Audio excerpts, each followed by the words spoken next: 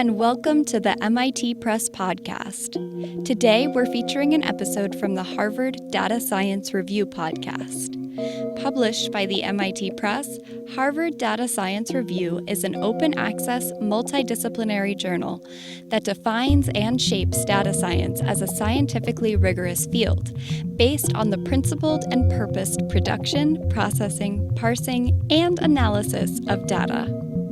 In this episode, the journal's features editor, Liberty Vitter, and editor-in-chief, Xiaoli Meng, discuss fake news, disinformation, and misinformation with Scott Tranter, CEO and founder of Optimus Analytics, and Hani Farid, a professor from UC Berkeley who specializes in the analysis of digital images and is the author of 2 MIT Press books, Fake Photos and Photo Forensics. We hope you enjoy this exploration of what data science tells us about disinformation. If you would like to learn more about the Harvard Data Science Review, please find the journal on Twitter @TheHDSR, and remember to subscribe to their podcast on your favorite platform.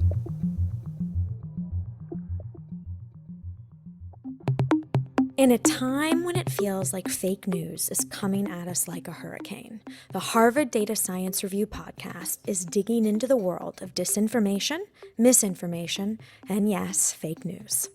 I'm Liberty Vitter, feature editor of the Harvard Data Science Review. Today, our editor-in-chief, Xiaoli Meng, and I talked to 2 figures at the forefront of this murky world, discussing whether this is a new thing or if history is simply repeating itself with a few new tools in the tool chest.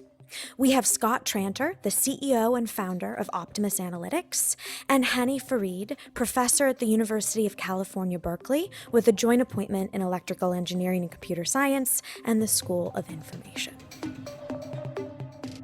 So Hani and Scott, thank you very much for joining us, and we're very much looking forward to this conversation on things that I think most of us get interested in, but also get worried.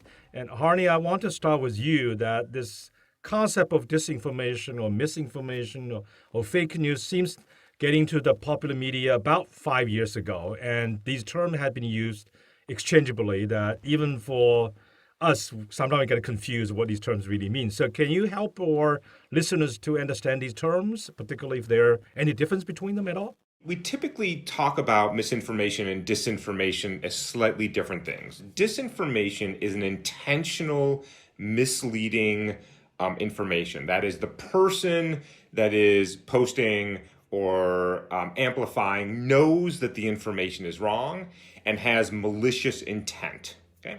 Misinformation is a little bit more innocent. Somebody maybe on Facebook sees something that is incorrect, is the result of a disinformation campaign, and forwards it on to somebody else. So we distinguish those because although the end result may be the same, bad information, false information is out there, the intent is very different. And of course, that just means the strategy to counteract misinformation and disinformation are going to be very different, because in one case, you have, let's call it an innocent bystander, and in the other case, you have a malicious actor. What about fake news? Where does fake news fall into these 2 categories? Yeah, I tend not to use that term, honestly, because it's just gotten so politicized. I think fake news, unfortunately, has meant to mean I read something in the newspaper that I disagree with. I think we should try to stick to reasonably objective measures of truth and falsehood. And I understand, I'm the first person to admit that while there are very clean things that are true and things that are false, there are a lot of things in the middle. But I think the term fake news I don't like, because it tends to malign the media, and I think it tends to create mistrust and distrust of our institutions, and I don't think that benefits us as a society or as a democracy. I feel like, at least for me, I really only started to hear these terms really 2016-ish. But is this a new thing, or is there some sort of precedent to this? There's certainly a precedent, but I'm glad Professor Farid brought up fake news. I'll never forget the first time I heard the term fake news used. I was watching a CNN broadcast, and they were talking about, the Russians were basically putting out fake news. And I remember saying to myself, I'm like, oh man, I know what's coming next. The next thing, Trump's going to hear it, and then he's going to turn it, and lo and behold, literally an hour later, Trump's given a speech, and he's calling everyone fake news.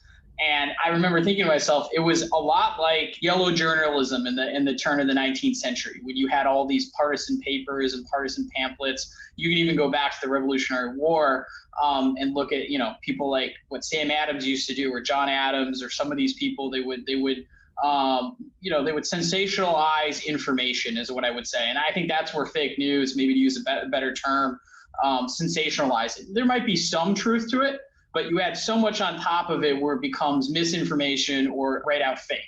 One of the examples I like to give out of the, staying in the Revolutionary War, is when George Washington was crossing the Delaware, one of the things his generals and his lieutenants used to tell the soldiers, like, look, the Hessians across the river, they want to kill you and they want to eat all your babies. Well, they want to kill them, but they don't want to eat the baby. Like, that's not, but it was a good sensational thing, and it wasn't in a newspaper or anything. But these are the types of things where you take a little bit of truth, you put sensationalize, you can encourage people to do something you want them to do. So fast forward now, right? When we see things, especially around 2016, where people talk about, what the police want to do to you, or what Black Lives Matter, or whatever, you basically take it a little bit too far. And there's a little bit of kernel of truth there, but they put so much on top of it where it just gets out of hand. And I think that's sensationalizing, or that spin on news and information, that didn't come out of the last 4 years. That's been around for hundreds of years. So it's really useful to think about these histories, because particularly if anything can inform us, how did they fight then? So I turn the question to Hani, that at that time, do you know how did they fight back, and particularly newspapers like the New York Times at that time, how did they become a more reliable source, at least then? Yeah, so first of all, Scott's absolutely right. The weaponization of misinformation is not new. As long as we've been talking, and since the printing press has been invented, we have been trafficking in lies and innuendo and sensationalism. What is new, however, of course, in the last few years, is the scale at which it operates. Now, billions of people around the world, and because we've democratized access to publishing information on social media and on the internet, everybody is essentially a threat vector. You don't need a printing press anymore. You don't have to be the New York Times. Anybody can start rumors and innuendos and lies and misinformation and run disinformation campaigns. And then you have, in addition to democratizing access to that, you also now have the underlying algorithmic amplification that is social media that promotes the most sensational content, because that's what engages us. Mm-hmm. And then you have all the users, getting back to the definition of misinformation, who then promote that over and over again. So getting back to your question now, look, when the New York Times gets something wrong, they run a correction. Mm-hmm. And say what you will, no mainstream media outlet is perfect. They make mistakes. But we have to at least agree that the goal is not to make a mistake. The goal is to get it right. There are editorial standards at most mainstream media outlets, and when they get it wrong, there are consequences to it. People literally lose their jobs, and there are corrections that are being made. You can't say that about Facebook. You can't say that about Twitter, and you can't say that about TikTok. The goal is not to inform us. The goal is basically to extract data from us and deliver ads to us so that the companies can make a lot of money. And that's a very different business model. And I'm not saying the media is not in the profit-making business. They are, absolutely. I think sometimes to a detriment. But the goal is to inform, and you can't say that about Mark Zuckerberg, that his goal is not to create a more informed citizen. And I think therein lies sort of the tension with the way news has bled into social media. More than half of Americans get the majority of their news on Facebook. And so the mechanisms we have in place to safeguard editorial standards, corrections, consequences, libel laws don't work in the internet anymore. And that's, I think, part of the reason why we're seeing the mess that we are seeing today. As of, a couple years ago, you have the Facebook stance of, we are a platform, whatever anyone says, they say, that's not our problem. Then, there's this enormous public pressure to basically become a publisher and editorialize what people are saying. But the problem is there's so many users, Facebook can't editorialize everything. So to someone who does not study this, me, it feels like it's very much picking and choosing what gets, sort of editorialized and what doesn't. So how does that work when you sort of change your stance to, we are going to be a publisher, but you are not subject to the libel laws that publishers have been subject to forever? So I think there's two things you want to think about when you think about publishing on social media. And look, let's just talk about Facebook, because it's sort of the 800-pound gorilla here. So one is, should Facebook be held responsible for every single piece of content that its 3 billion some odd users upload every day? And the answer, of course, is no. They should not be held liable in the way that the New York Times should be held responsible for every single word that is published and every single story that is published every single day. I don't think any reasonable person would say Facebook should have that same responsibility. But here's what you have to understand about Facebook. On any given day, 4 petabytes of data are uploaded to Facebook. That's 4,000 gigabytes of data. That's an insane amount of data.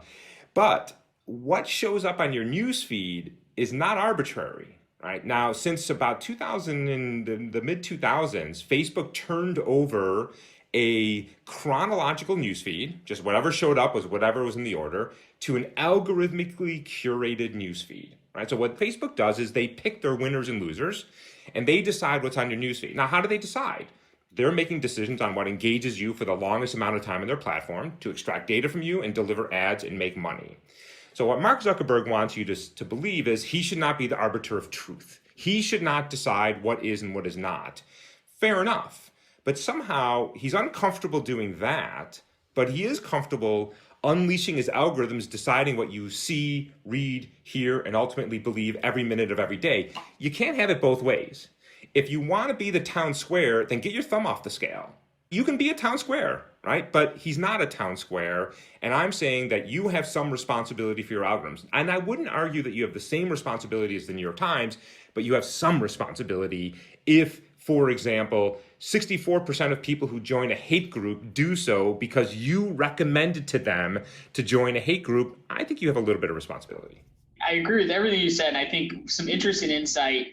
I don't know Mark Zuckerberg, but we're roughly the same age. We came through the same time. And I was a 2004 user of Facebook. I put in my sonomastate.edu email, got it all. And I thought it was fascinating. Like, this is pre-newsfeed, all this kind of stuff. And I'll never forget, he actually said it in 2008, right after Barack Obama, where he's like, look, we're in town square.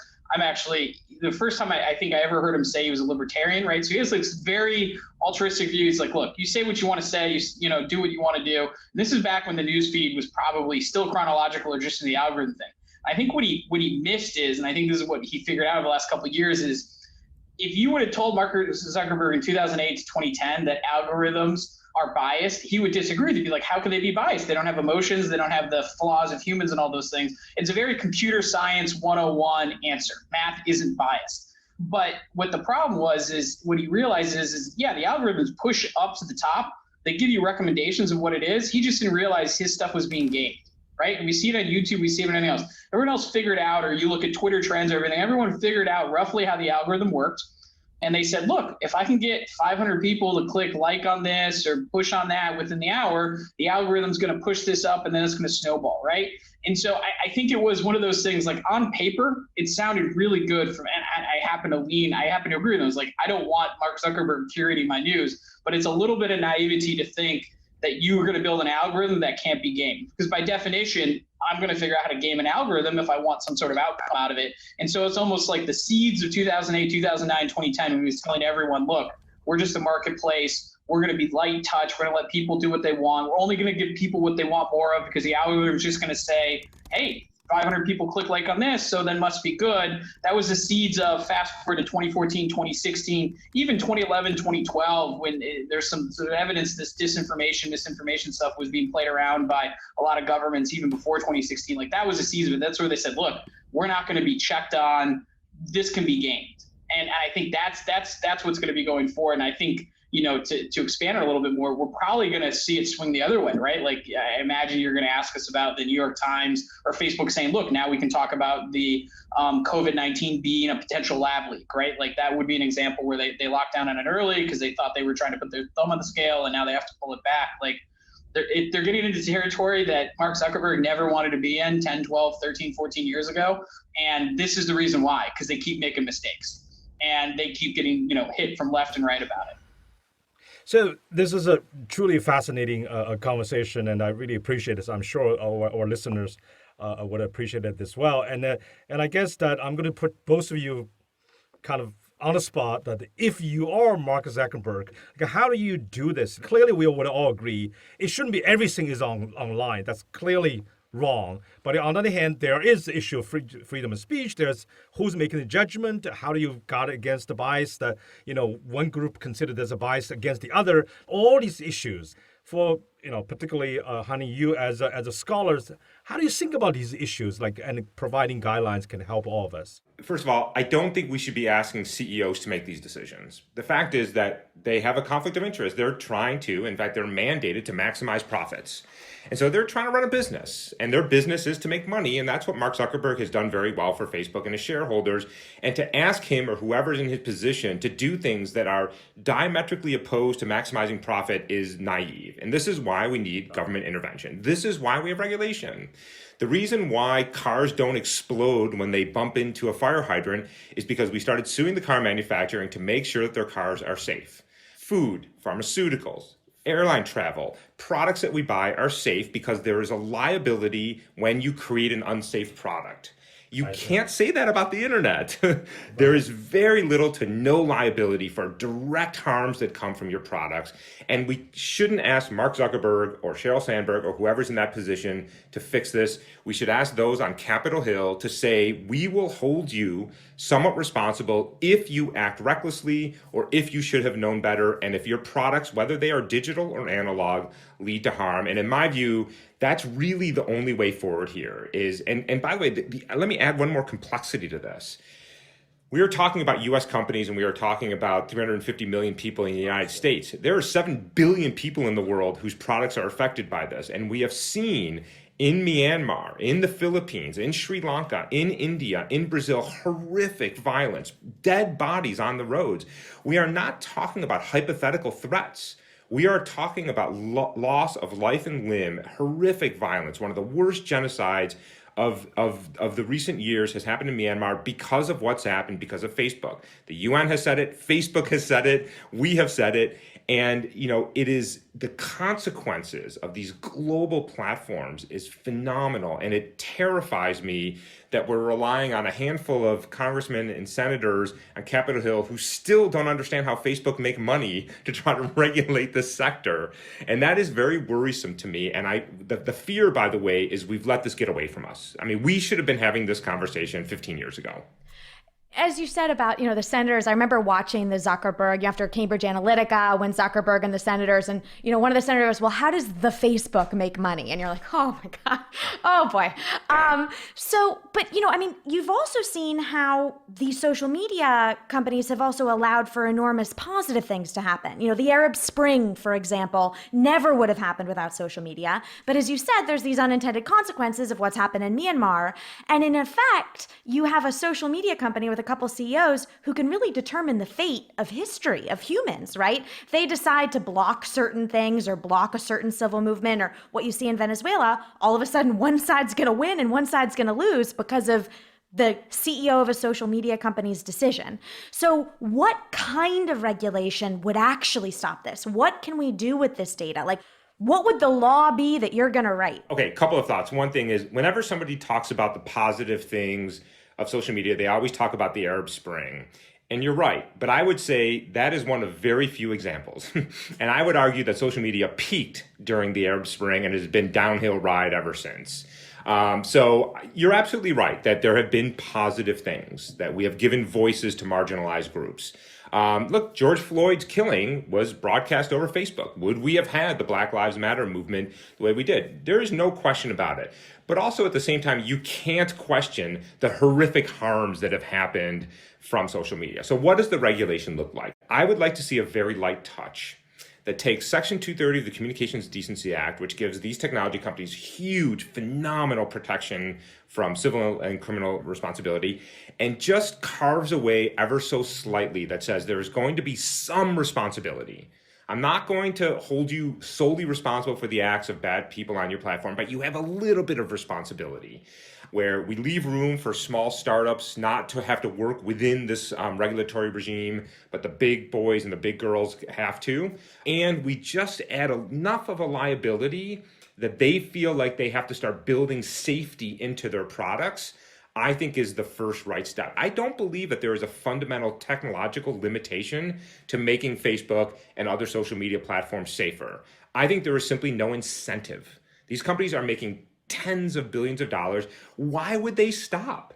They won't stop until there is a regulatory pressure that says, we can sue the bejesus out of you if you get this wrong. Let me follow up a little bit on that and turn to Scott as well, because you previously talked about everybody will game the system, right? What Hani just said, a little bit light touch, well, leave some rooms, but that creates incentive for game the system? Because, you obviously, as you said, why they stop? They want to maximize their benefits. Look, I agree with everything Professor Fareed said. I think in reality, I don't know that anyone's capable of a light touch, especially Congress. Having known a few people who are going to be on those committees, like my old boss in Congress used to say, Congress is great at overreacting after the fact. Like that's what they're really good at.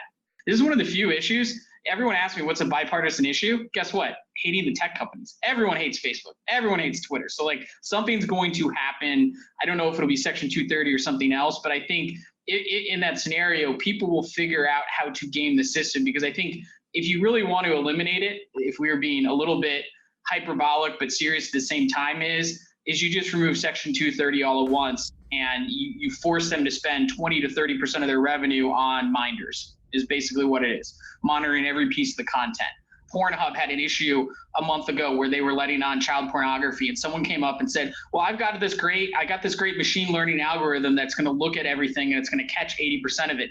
And they're like, no, we can't catch 80% of child pornography. We got to catch 100% of it. And the guy said from a mathematical point of view, like, what are you talking about? I have an 80% success rate in a visual-based algorithm. This is off the charts. Yeah, you got an A in stats class, bro, and go get your doctorates, but that's not good enough for the public. And so I think that's where it's probably going to end up being a light touch, but then there are going to be bad actors and what I will call gray actors. Gray actors meaning I don't think they're doing anything illegal, but they're definitely gaming the system to get out whatever information they want. You're going to polarize some people on this kind of stuff because it's going to overreach in one sense. Someone's going to say, look, you're using the law to squelch out my belief or what I believe to be true, because it's going to be right 80% of the time. And 20% it's going to miss. Let me add one thing. Scott's absolutely right. There is not a person on Capitol Hill who doesn't hate the tech industry, but here's the problem. They hate them for very different reasons. The left hates them because they think they're destroying society and democracies. And the right hates them because they think they're anti-conservative, which means when you go to look for solutions, we are not talking the same language. We all want to change something, but if we don't agree on what the fundamental problem is, we have a very different notion of what the solution is going to look like. And that worries me a great deal.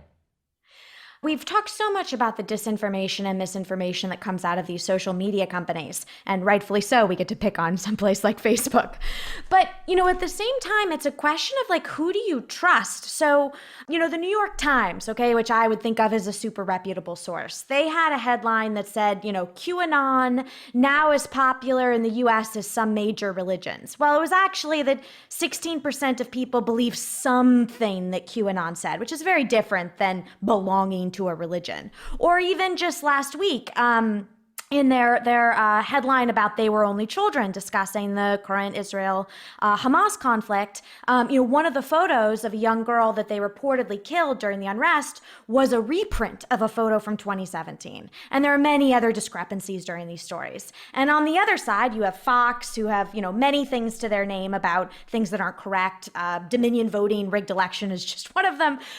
How do we even know what news sources are trustworthy? Because I can tell you, if you tell me I only watch Fox News, or you tell me I only read the New York Times, I start to get a feel for exactly what your ideology is. So how do we even trust any of these actual news organizations? First of all, I think it's a little bit of a false equivalency to put the New York Times and Fox News on the same, saying, well, they both get it wrong sometimes. I don't think that's true. Fox News is clearly much more partisan. And don't get me wrong, there are plenty of left-leaning outlets that are as partisan as Fox are. I just wouldn't put New York Times there because I think, look, the New York Times makes mistakes. There's no question about it. We all make mistakes. So who do you trust? And the answer is, well, sort of everybody and nobody, right? I mean, the fact is everybody wants to get their news by reading the headline and never actually reading the article, or never reading the follow-up article, or never sort of coming back to something. But the fact is that understanding what's going on in the world is incredibly complicated. And you can't get it from a tweet, and you can't get it from your crazy uncle on Facebook, and you can't even get it from the New York Times. You have to get your news and your information from a lot of different sources, number one, and you have to suspend judgment for a long time. Everybody wants to rush to judgment because they read the things that confirm their worldview, and they're like, aha. or they see things that disagree with their worldview and they're like fake news. I tend to lean to organizations that I believe genuinely are trying to make me a more informed citizen. And that includes the New York Times, NPR, BBC. I mean, there are plenty of news outlets that I think are trying to get it right, but you can't just be like, I only read the New York Times and what they say is the gospel. I think that's a mistake. You have to be thoughtful. You have to come back at things. And look, things change, right? The world is a very complex thing. And so they're always, what do they say? The more educated you get, the more you realize you don't know anything. And that's really important. The fact is we actually know very, very little. And so I think there's always this suspension of judgment and these hard lines that we tend to draw, particularly as we become more partisan, I think is really, really important. So let me actually follow up on that, because I really wanted to ask both of you, Honey, you're from the kind of, you and I were more kind of educators, in terms of school education, and Scott, you're at the forefront of kind of informing the public. So I want to just ask a question really about education. For example, if someone says, look, we know there's a big problem and we know education is important. I'm willing to invest, this much money. Tell me, how should I do it? Should I put money into the public campaign or in the school or all of the above? I'd love to hear you guys thinking about this education front. I don't teach nearly as much as Haney does, but I teach one class on quantitative and qualitative polling, and we do a whole section on how you construct surveys around so that you can get people to elicit responses that aren't biased. And it's fascinating. We do a couple of different ones. One of them we do is like, how do you construct a survey to get an accurate response out of someone about what they think about abortion, right? And what they learn is depending on how you phrase the question, you might get a different answer from these different people.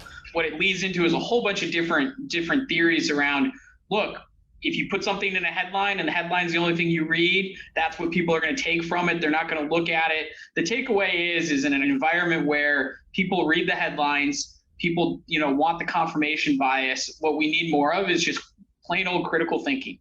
And the same thing in statistics, right? When we look at a data set and I get an answer that I think is, wow, this number's great, or this really solves my problem. The first thing I do, wait a second, where's the data wrong? Where did I screw this up? Exactly. When I get that eureka moment when I'm doing a model, that's the first time I'm like, I screwed this up. I'm going to go double check. We don't have that reflex when you're just the average person reading the news. You read the headline that says, Trump may have won Arizona and they're recounting it. You're just great. I think they should. Let's go for it. I don't need to read any more. I'm glad they agree with me. Right? And I think that reflex, and I don't know how you teach that in school. I don't know when you started, but basic critical thinking is a silver bullet to all this. I think Scott's absolutely right. The word is critical thinking. The thing I often hear from students is, why do I have to learn biology? Why do I have to learn physics? Why do I have to learn chemistry, math, engineering? I'm never going to do this. And the answer is, it's not about the biology. It's not about the physics. It's not about the chemistry. It's about scientific process. It's about critical thinking. You have a hypothesis, you have data, and what you can conclude.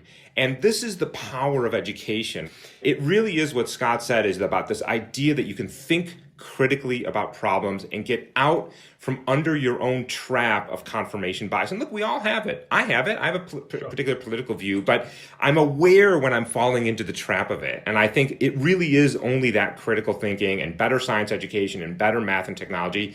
And even look, in France and in the UK, they now have digital citizens classes. How do you acquire information online? Look, we teach our kids how to be safe in the offline world, right? Don't approach strangers. Do this. Don't do this. We sort of need the same thing online. Arguably, the online world, given how much screen time kids are facing these days, is as dangerous as the offline world, and they need to be taught how to be a better digital citizen. One of the questions I have about this is, the sort of psychology of, we're talking about early education and critical thinking, but Scott, I know Optimus did a panel basically on who believes disinformation, who believes misinformation, and who do you believe? I'm trying to think about when I hear something or read something, is it the New York Times that I believe? Is it my father that I believe? Is it Shao Li that I believe? Where did you guys find in that poll? So it's interesting. We do those types of media consumption, like where do you get your news, how do you consume it, and then who do you trust? It's something we track because if we're trying to shape message, we want to know who you're going to believe. If you believe Chuck E. Cheese, then guess who we're going to put the information out of. If you believe Fox News or whatever, that's what it is. And then, Pew and on Gallup and a lot of other public sources do this as well. And what we all generally conclude is anywhere from 60 to 90% of the public basically distrust some form of news, right? Like, and they might say, look, I don't trust Fox News at all, but I do trust the, MSNBC, and vice versa. Like, I wouldn't ever read New York Times, but I do read the Free Beacon or whatever it is. But the one interesting facet, no matter whenever you split it by party affiliation or income or even region, that's pretty the same. But the one funny thing that comes down to it is people do believe their friends, right? They believe people they associate with, right? Because like, if you think about it, it's logical. You're friends with someone, you don't necessarily believe all your friends, but if you're friends with them, you probably have some common interests. And you may even have some commonality in beliefs or commonality in education or whatever it is. And so that's when you combine it with Facebook and Twitter, where it's designed, I want to follow my friends. I want to see what my friend thinks or whatever it is. And, it just takes that whole groupthink theory, which is a big important thing in what I do, which is message testing and understanding people's opinions and behavior. It's like, oh man, if I can figure out who you trust, and then I've got this platform that basically says, hey, if I insert this message into this group of people, then it will, the whole group will basically ingest that message without me having to pay any money. It's extremely important. And, it's fascinating to me is the traditional news outlets, whether it be, Walter, there is no Walter Cronkite at 6 o'clock where he would get anywhere from 40 to 60% of Americans watching him every night. And what he said on Vietnam went. Like, there is none of that. Like, it's David Muir on ABC and he gets 6 million people watching it. You know what? There's a rerun of The Hills on MTV tonight that's going to get more people watching it than David Muir. So like the audience is diffuse and the audience is very picky on who they trust. You go back to when Walter Cronkite was on there, 80% of the people said, look, yeah, I trust Walter Cronkite. I don't think we'll ever see that again in our lifetimes. A media source or a media personality or anything like that that gets that level of trust. And I think that's the sad thing, is because we need reference sets. You need some truth sets. You need something like that. On that side of, how you know what to believe, Hanny, I was looking at I think it was like a tweet or something that somebody had written about you. I think it was a video of Nancy Pelosi and it had been dubbed to make her look or sound drunk. And I watched it. I would have been like, that's her, she's drunk. I would have had no clue. And I think you were saying that it was dubbed and that it wasn't true. How do general citizens, what's both of your advice to sort of general citizens to know, how do we know? Because to me, she was drunk on air. I can't tell the difference. First of all, get off of Twitter. This is my first advice. And the second advice is get off of Facebook. Seriously. But look, so what happened with the video, somebody took a video of Nancy Pelosi speaking publicly and all they did was slow it down to about 75%, and she sounds drunk, and it was hysterical. It's actually really well done. By the way, you could do that for your video. Record yourself talking on your phone, and then just play it back at a slower speed. You sound absolutely, stumbling drunk. It's very effective. And by the way, very low tech. No deep fake, nothing sophisticated. That thing got 10 millions of hits. By the way, Nancy Pelosi doesn't drink. Just bring some facts into this whole story. She doesn't drink. So how do you prevent this? So first of all, does anybody really believe that the Speaker of the House is giving a press conference so drunk that she's slurring her words? Like, really, does that ring true to you? The problem with these stories is that they're just playing into the fact that some people don't like Nancy Pelosi. And, I understand that we have political differences. I understand we may view the world differently, but I don't understand how we got to a place where we hate the other side of the aisle with the heat of the sun, where we are willing and eager to believe the absolute worst in people, that Hillary Clinton is running a child porn ring out of a pizza joint in DC, and that the liberals are sucking the blood out of children. Like, how did we get so partisan that we hate these people so much? And we have to understand that we can have differences without wishing harm on each other. We can have a political discourse and we can have a reasoned debate about things, but I think that we have to check our hatred of the other side, and that's the way you get around this. There's no, here's how you look at the video, no. Understand you are coming into these things with a horrific bias, both on the left and the right, and check it. Be aware of what your bias is. And by the way, particularly before you retweet and you re-like and you reshare, understand that you are being manipulated and you are being made a sucker, and that should actually make you a little angry. I think that really brings into this idea of, the checking and then, that makes so much sense to me. And I just saw there's a facial recognition system that you can go to online. You can put in a picture of anyone and then it'll do facial recognition algorithm and it'll find pictures of this person anywhere else. And it's actually been used for stalking. And the reason I saw it in the news was because a guy, had been stalking a girl. She had a restraining order. She moved away, changed her name, everything. And he ended up killing her. By finding her through this website. And so these sort of checks that we're going to be starting to create by trying to combat disinformation actually have these terrible unintended consequences. So what do we do about that? Where does the leveling stick or the measures of justice work? So first of all, you're absolutely right. There are almost always unintended consequences with technology. And the problem with the technology sector, in my opinion, is that too many technologists are what I call techno-utopians. Right? They believe that technology is inherently good and what makes the world a better place is more technology. And I think the last 20 years have proven that to be completely wrong. And often we build things because we can and not because we should. And more often than not, we build things without putting the proper safeguards in place. Almost every technology can be misused. Look, back in 2008, we developed a technology that can find and remove horrific child sexual abuse material, right? Very powerful technology, but we also recognized on the day we developed it, God, this can be really misused. And so we put checks and balances in place, right? We put legal constraints in, we put licensing constraints in, we controlled who got access to the technology. We didn't put it on the internet and sit back and say, well, let's see what happens next. And that is what a lot of technologists do. And I don't think that we are putting safety and thought in the forefront of developing technology and deploying technology. And I think we have to start doing that more seriously. The historical example of that is Robert Oppenheimer, right? One of the fathers of the atomic bomb. He wrote in his autobiography, he's like, I didn't really think through what I was doing when I was doing. I was like, oh, we're going to have unlimited power for everybody. But then he's like, I knew they were going to build a bomb, but I didn't realize the Cold War was going to be a result of it. Or my other favorite example, when I agree with, he said, I always explain to people, is like, do you know the first buzzsaw didn't have a hand guard? Buzzsaw is really great, but you can still screw yourself up. And someone said, okay, we gotta put some tools around this, so it doesn't, take someone's hand off. Yeah, Scott's right. I mean, look, the physicists had the bomb to teach them the lesson. The biologists had chemical and biological warfare to teach them a lesson, right? This is sort of our lesson. We're living through it right now. But look, let's face it, the field of computer science is very, very young compared to physics and chemistry and biology. And so we're in that sort of annoying teenager stage where we're still setting things on fire and giggling about it. You know what? We got to knock it off. We got to start taking more seriously the consequences of the technology that we develop. How do we do something here? For example, helping training our kids, like, be safe online. Is there any particular advice for the parents? Let's certainly hope that for our generations, we're in this process.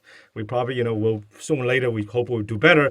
But we have all the future generations out there. Whenever we have these conversations about online harms, particularly around kids, the technology sector always says, well, we've put these safeguards in for parents. And I think it's unfair, particularly given that these devices are strapped to kids' face 23 hours a day, to say, well, it's the parents' responsibility. I think, again, this is where the government has to step in and say, look, we have a responsibility to protect our kids. We take that responsibility very seriously in the offline world. I don't know why we're not taking it seriously in the online world. I'm not saying parents get a buy, but I'm saying that is an awful big responsibility to put on parents, because the fact is you can't keep an eye on them 24 hours a day, and they've got these devices literally in their hands every minute of every day. And by the way, those products were built to be addictive. And so, the technology company has created these highly addictive products and then says to the parents, well, it's your responsibility to make sure, the kids are okay. And so I think we have to start thinking more seriously about how these products are addictive, the same way we talk about nicotine and alcohol and prescription drugs. And we have to talk about making sure that our schools, our parents, and society as a whole has the proper safeguards in place. And that has to start with holding the technology, these trillion-dollar companies, responsible for the damages that they are doing. Yeah, just to dovetail on that, I'm coming from I'm the small government conservative libertarian angle here, and even I agree. Like, you have to have some sort of regulation. You have to have some sort of I will use behavioral economic for these trillion-dollar companies to pause and say, yes, I am a town square, but maybe I won't let them do whatever they want in town square. Maybe I won't let everyone, bring a gun or whatever, the proverbial gun or something like that. And I think that's where it's at. I do, and I think there is going to be some loss of upside to that, whatever good that town square has or whatever the technology, there will be some mitigation of the good, but it'll be, the mitigation of good is so that everyone can enjoy it or not everyone gets addicted. These technologies are designed, we want to dominate your life, whether it be, I want all your attention, I want all your eyeballs, I want you to focus all your information through this, whatever it is, they're all fighting for it. And there's got to be some moderation, and regulation is probably where it's coming at. And now I'm probably going to have like 4 clients send me a text telling me, don't do that. There is a requirement for it. We can't live in a technology utopia. It's funny. Like everyone's like, oh, it'll be like Star Trek. I'm like, no, it's not going to be like Star Trek. That's not how technology works. It's not going to be Ayn Rand. It really won't. I have to ask one final question. We like to wrap up these podcasts with one final question. I know I have been duped many times, so I have to ask both of you. Has there been a time where you have been duped by disinformation, misinformation, fake news, whatever we're going to call it? Have you been duped? Sure. And you're not allowed to say no. Yeah, no, sure. Just recently, actually, this happened. A parent had created a deep fake of a cheerleader, a rival cheerleader, and had distributed that deep fake. And I shared it on LinkedIn. And I remember when I shared it, I'm like, this doesn't really make sense, right? Like some, suburban mom creating a pretty sophisticated deep fake of a rival cheerleader vaping. But it was just one of those things where I just shared it. And I remember thinking when I did it, I'm like, this doesn't ring true, but whatever. I'm going to move on with my life. And 3 months later, we found out it probably wasn't a deep fake. It's still a little unclear what really happened, but the charges on creating fake media were dropped by the prosecutor. But it fit a narrative for me, right? And the narrative was that deep fake videos are a threat. And so that fit a narrative, and so I was very quick to share with that. That was the most recent. I shared that in class. There you go. I didn't even know. You didn't get the memo. I didn't get the memo. So the prosecutors dropped the charge. I've been duped again. Yeah. By the way, it's still a slightly unclear as to what really happened, but it's almost I'll tell myself that. Yeah. But probably we got it wrong, Liberty. We got it wrong. I'm gonna have to email my class because I totally shared that in class.